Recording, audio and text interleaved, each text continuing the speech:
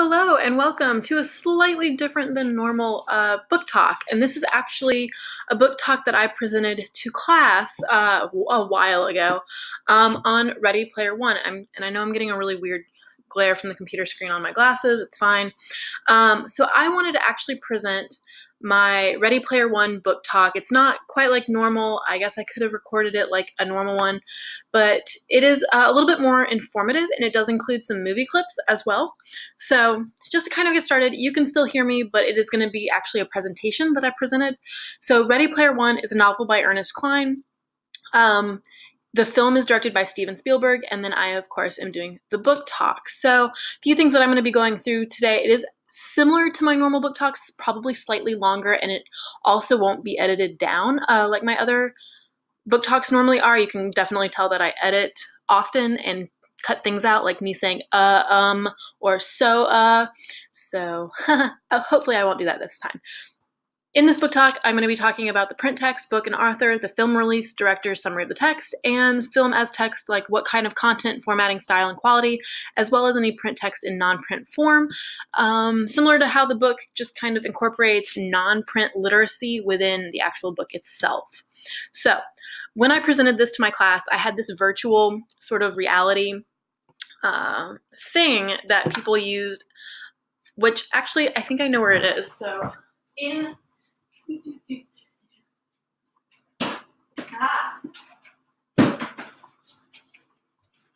So as I presented this to my class, I had a virtual headset. And what this virtual headset does is it actually connects to a phone inside, and then Google Play has a VR sort of field trip thing that you can download. And what I asked them was, to my class, I posed the question, consider a day when students could take a field trip to space in class, not just on a smartboard or through a website that claims to be 360 degrees. Because we all know there are those websites, those immersion websites that kind of, here's what Greece looked like in 1400 or something crazy, or 12 BC, whatever. And it's not accurate, and it's very clearly manipulated to really just kind of look like Google Maps went back in time, and it's terrible, and the kids think it's cheesy. But what if we could actually immerse ourselves and travel across centuries and see civilizations created by people? That's what the world in Ready Player One does. The planet Ludos, which is where our main character goes to school, has that experience, and that's really how this book starts, which makes it completely different than the movie. So a few things about the book. The book is written by Ernest Cline. It was written in 2001. It got picked up for a motion picture as well. It is 579 pages, or at least the version I have is. I do believe there's a smaller version of this. It incorporates science fiction dystopia with 80s nostalgia, video games, has a kind of modern twist to the Arthurian legend. Theoretically, I guess this could fall into my good versus evil category, but it is so science fiction, I think it's its entire separate category. Some things that you could use as alternative text: 1984, A Clockwork Orange, Animal Farm, Lord of the Flies. I think Brave New World really falls into this well, in A Wrinkle in Time, simply because of the dystopian aspect, maybe The Hunger Games, The Giver. The book takes place in sort of this Camelot-esque place within the internet or online. The Oasis, which is the ontologically anthropocentric sensory immersive simulation Oasis, basically combining metaphysics, dealing with beings, humankind, the important element of existence, physical senses, 3D image, and imitation, all created by gregarious simulation games.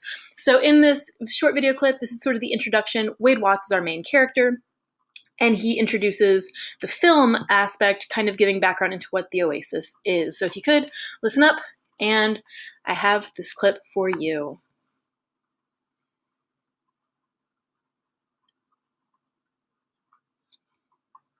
Maybe.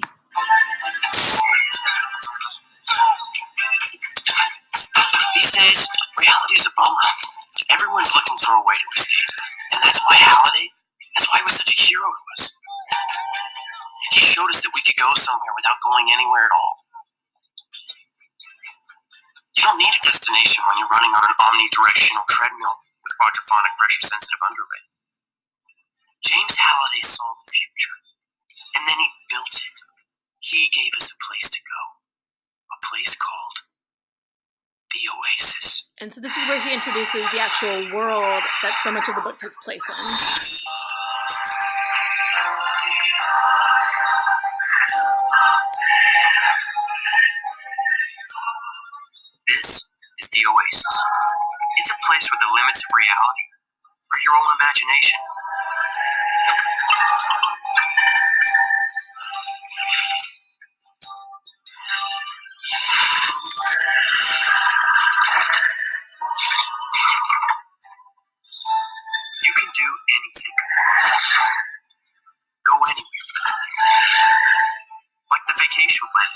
surf a 50-foot monster wave in Hawaii. You can ski down the pyramids. You can climb Mount Everest with Batman. Check out this place. It's a casino the size of a planet. You can lose your money there. You can get married. You can get divorced. You can go in there. People come to the Oasis. Oh my gosh, I do want to kind of point this out real quick. There we go. In the movie, Ready Player One, Ludos is the planet where school takes place. The first 150 pages of the novel Ready Player One takes place on this planet. In the movie, this one instant, this clip of about a second with a school bell ringing is all we get of the planet in the movie. They've really taken out all of the academics from the movie. They've made it way more fun, way more interactive, way more task-oriented with a quest and the journey of the hero. The book is much more academic. It's much more less virtual or digital literacy. The book definitely goes way more into reading and like how nerdy Wade Watts actually is. Which is kind of interesting. So the summary of the novel, it is about a young, poor 18-year-old named Wade Watts. His father names him this because it sounds like a superhero name, which is a direct quote in both the book and the movie. And the entire book takes place in this future world of 2045. Chaos reigns. Most people forget that their miserable existence is even horrible because they all live in this virtual world of the Oasis, which I described and defined earlier in this PowerPoint.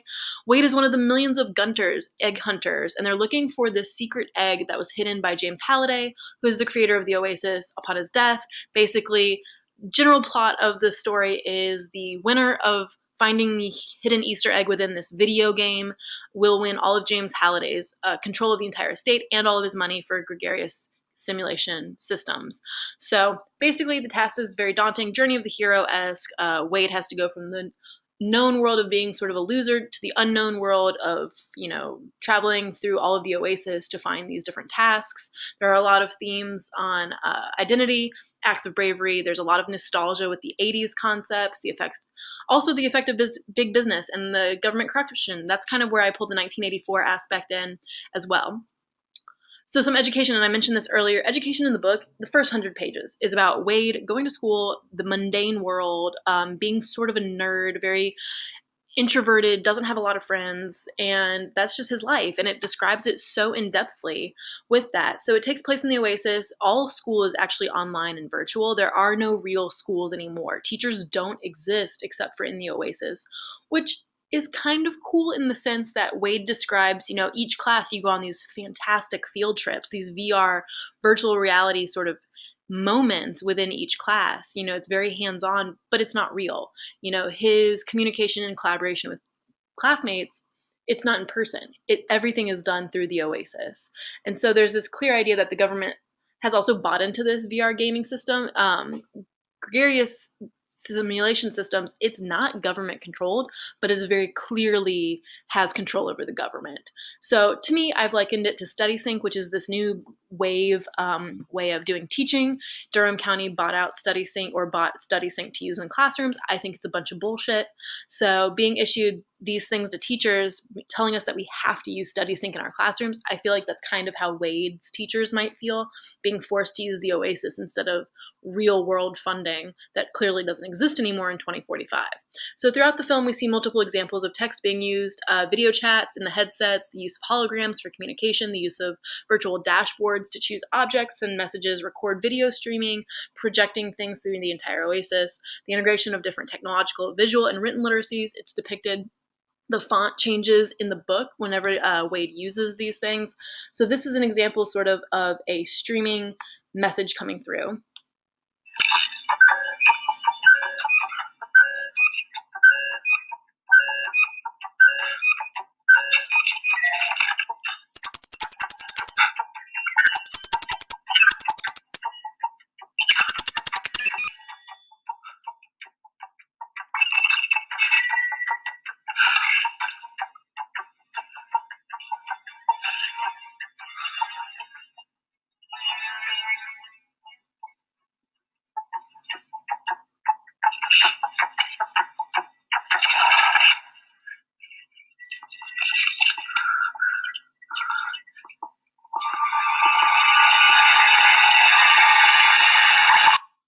So everything is super interactive, super visual. Some cinematic techniques that Steven Spielberg does use. First one is CGI and real combo. There's continuous going back and forth between Wade Watts in the real world and Wade Watts in the Oasis as his gamer tag Parsival, which is what everybody knows him as, his friends H and Artemis. Also, you see them both in the real world eventually and in the Oasis. So there is this CGI combo effect. Spielberg creates this futuristic world by integrating CGI almost flawlessly. In some instances, there's a lot of 80s nostalgia as well. I think that's a huge cinematic technique. Ernest Cline thought this book would never be made into a movie just simply because of how many references there are to pop culture, and he thought he would never get the rights. And Steven Spielberg was like, "Nah, man, I got you on this one." So they ended up staying true to the book. There were only a very few changes made due to rights and copyright infringement. They just couldn't get the rights to do some things.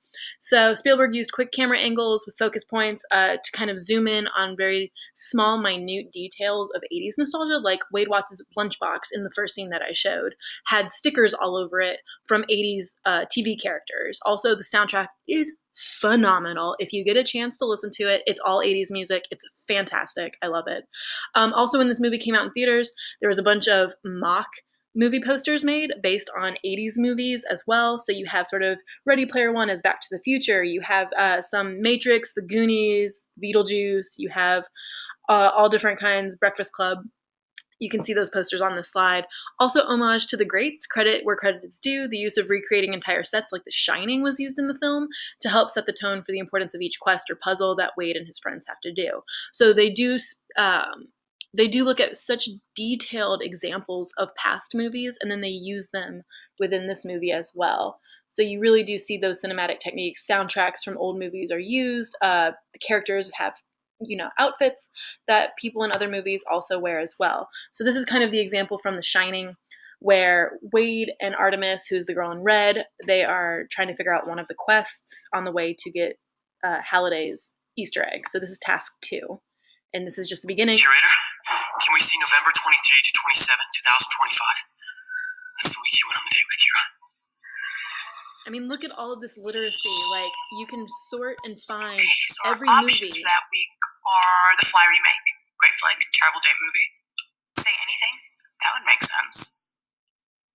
We gotta remember the clue. A creator who hates his own creation. The Shining. It's Halliday's 11th favorite horror film, and it's based on the best-selling book by Stephen King, who hated the movie. Hey, no side chit-chat. I think we found it. Are you absolutely sure you want to go here? Absolutely positive. Let's hope you have the belly for it.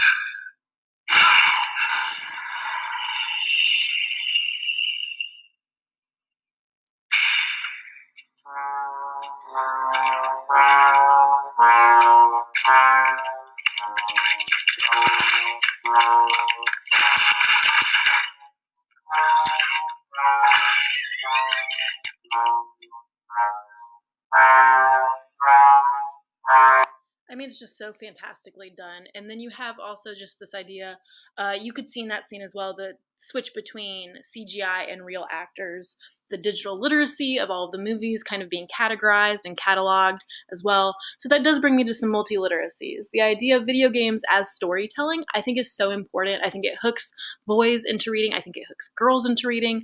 I think the idea of video games as a way of storyboarding for comic books as well as graphic novels. This movie uses video games to tell a narrative of Wade Watts. The incorporation of video games as a way of communicating through multiplayer actions. Also the idea of this component of riddles or quests, very Arthurian legend. One clue leads to another, leads to another. They have to work together. They end up, becoming really good friends because of this to find the secret Easter egg that James Halliday has left within this game. Prior knowledge skills as well. There's this idea in the book that it's not all about being brave and strong. H is a very strong character, physical strength. But Wade Watts, what makes him such a hero in this is that he has so much prior knowledge skill. He really does tap into this critical thinking, this idea of learning everything he can about James Halliday, his nostalgia, the creator, the 80s, his own life. He uses all of this prior knowledge, intelligence to beat the game. And so he solves all of these puzzles because he's put so much work into this. And I think a lot of students can sort of see this. One of the big differences between the book and the movie is this idea of Anurach's Almanac. In the movie, they call it the Halliday Journals, which makes it much more visually appealing. It's very digitally clear and in front of you, and it kind of brings in this idea of, turning memories into film almost. Whereas in the book, because we're not watching it, obviously we're reading it, they instead have Anurach's Almanac, which is a huge, large dictionary style book that Wade references for key details, close reading. He actually literally talks about closely reading, highlighting, and tagging pages that he thinks clues are on. And so this idea of close reading within the book, it's very meta for Halliday's journals to be included as reading strategies. I mean, Ernest Cline writes in literally reading strategies that Wade uses. So the virtual journal can be seen by anyone in the movie, whereas Wade has to print out his own copy of the Anurach's Almanac in the book, and then he uses it very closely and writes all over it, in the side margins, similar to, I think, Harry Potter and the Half-Blood Prince, the textbook that Severus Snape writes in. That's kind of what I liken to it in my brain to be like. So here's an example of the multiliteracies in the movie, where this is what Halliday's journals looks like, and this is kind of how they can find, different pieces within somebody's memory or things that have been cataloged. Just kidding. Maybe. Nope, we're good.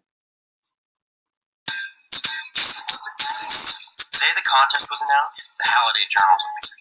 He told us to look in his brain. This was the next best thing. At first, it was jammed with gunters looking for answers.